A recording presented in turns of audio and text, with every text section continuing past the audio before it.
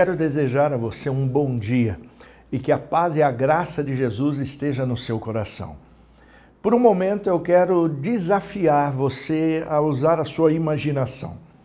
Imagine que Deus já havia criado todas as coisas.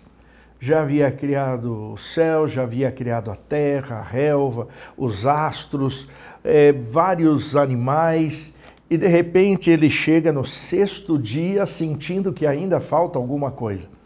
Foi exatamente nesse momento que a Bíblia revela que Deus então começa o processo de criação do homem. Em Gênesis capítulo 1, verso 26 em diante, nós temos o seguinte, olha. Então disse Deus: façamos o homem à nossa imagem, conforme a nossa semelhança. Domine ele sobre os peixes do mar, sobre as aves do céu, sobre os grandes animais e toda a terra, e sobre todos os pequenos animais que se movem rente ao chão. Criou Deus o homem à sua imagem, a imagem de Deus o criou, homem e mulher os criou. Depois que Deus havia criado todas as coisas, ele chega à conclusão que ainda faltava alguma coisa. Foi então que ele resolve criar o ser humano. Agora é interessante porque a matéria-prima do ser humano vem nos versos que nós lemos. A ideia, o projeto deveria vir à semelhança de Deus, à imagem de Deus. Quando você fala a imagem de Deus, talvez surja uma dúvida, mas que semelhança é essa? E eu então comecei a pensar, estudar e cheguei a algumas conclusões. Essa semelhança de cara se refere ao pecado. Assim como Deus não teria pecado ou não tem pecado, o homem também não teria. Assim como Deus é equilibrado, o ser humano também seria equilibrado. Semelhança no comportamento, nos hábitos, semelhança física, porque de alguma forma Deus se assemelhou ao homem. Não quero dizer que Deus tem apenas uma forma, Deus pode se tornar o que quiser, quando quiser, da forma que quiser. Mas de algum jeito aquilo, a forma física do homem representava o que era Deus. E se você começar a prestar atenção e começar a fazer uma análise do que é o ser humano, se você começar a olhar os detalhes do nosso corpo, você vai perceber que é muito mais do que forma. É organização, é estrutura, é sabedoria. Mas de repente veio o pecado. E com o pecado o homem começou então a entrar num declínio. Erros em cima de erros. Alguns acham que o pecado de Adão e Eva foi, na verdade, comer do fruto que não deveriam comer. Mas esse não foi o pecado de Adão e Eva. Quando você faz uma análise principalmente do erro de Eva e do comer do fruto, você precisa entender que ela foi movida a comer por uma proposta da serpente. A serpente foi simples no seu argumento. Eva, coma do fruto que você vai ser igual a Deus. E Eva começou a prestar atenção na diferença que existia entre ela e o Senhor Deus. E apesar de ter sido criada a imagem de Deus, a distância ainda era enorme. Foi então que Eva, tentada, pegou o fruto, comeu.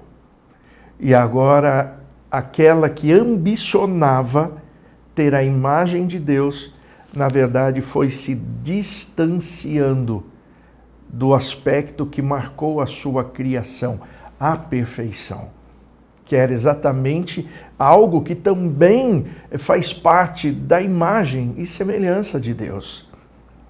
A partir desse momento, aquilo que era tão natural começa a ser diferente.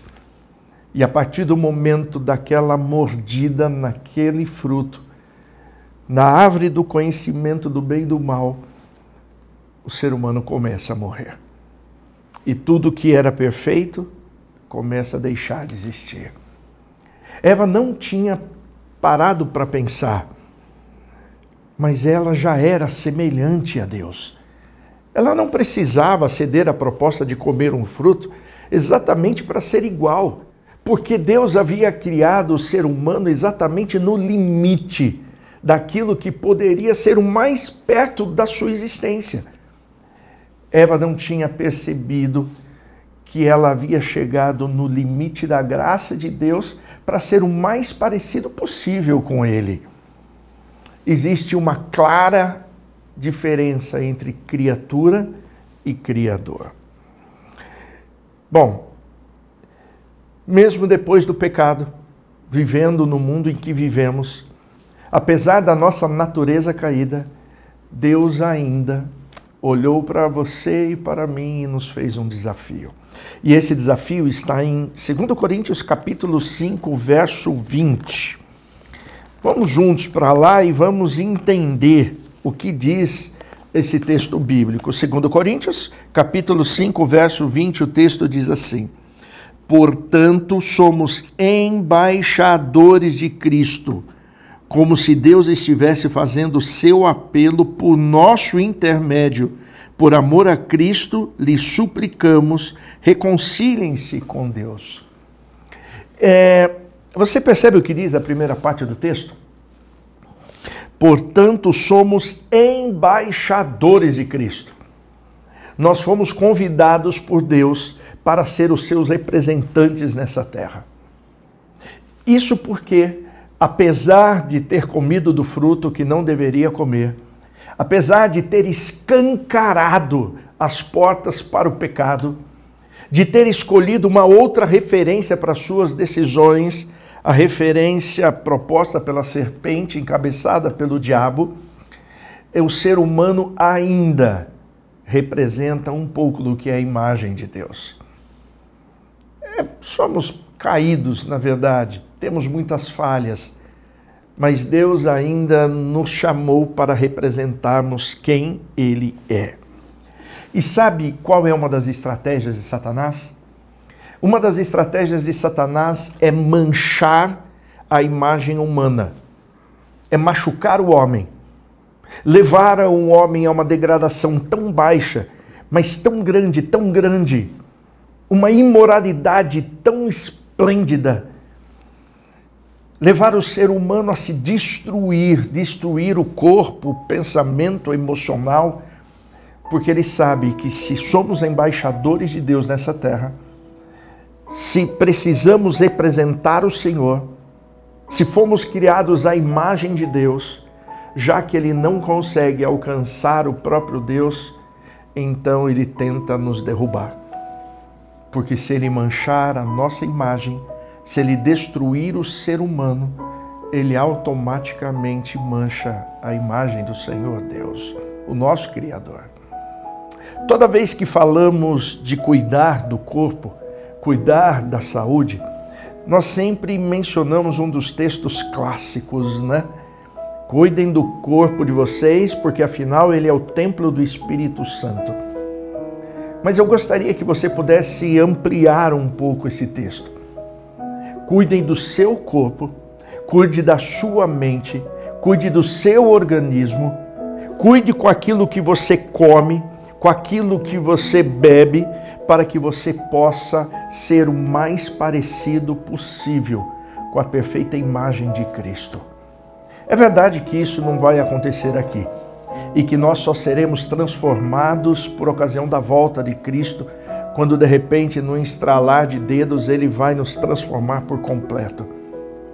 Mas enquanto vivemos nesse mundo de pecado, cheio de erros, cheio de falhas, Deus nos desafia a sermos o mais parecido com Ele possível.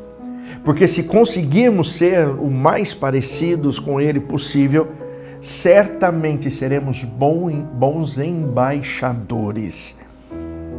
Manchar a imagem de Cristo significa desrespeitar as leis básicas de temperança. Exercício físico, ar puro, alimentação, tudo isso simplesmente colabora para que possamos ter mais saúde, ter uma aparência melhor e sermos melhores representantes de Cristo nessa terra. Paulo foi tão enfático que ele diz o seguinte: tudo que você for fazer nessa terra precisa ser para a honra e glória de Deus.